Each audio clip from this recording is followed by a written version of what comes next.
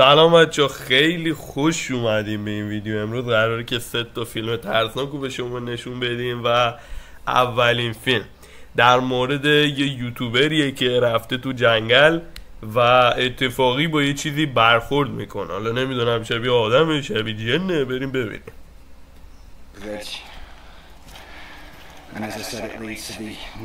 بله همینطور که میبینید در میره جلو. بعد یه اوه شداج بچه میبینین پشماتون بریزه. نگاه کن صورتشو نگاه، پشمام. بچه این فیلم اولی بود، بریم برای فیلم دومی.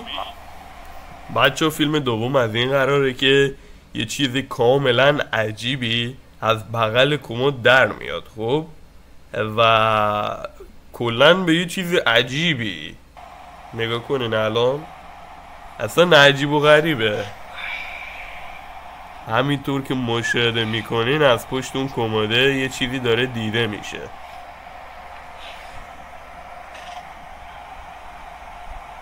دوربین رو زوم میکنیم، پشماتون بریزه. یه یوتیوبری به نام چریس این صحنه رو ضبط کرده. حاجی میبینین پشمام، واقعا نمیدونم چی بگم. نظر با خودتون تو کامنت ها بهتره کنه. حاجی پشمام میبینین داره تکون میخوره.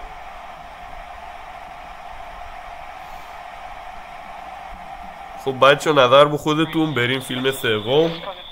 خب بچه فیلم سوم از این قراره که یک یوتیوبری با رفیقش رفته تو جنگل و با یه چیزی برخورد میکنه، ولی فکر نکنم تو ویدیو خودش متوجه شده باشه. نگاه کنید. I know. You can't see anything. We do. I'm giving myself the chills a little bit. I'm beyond chills at this point.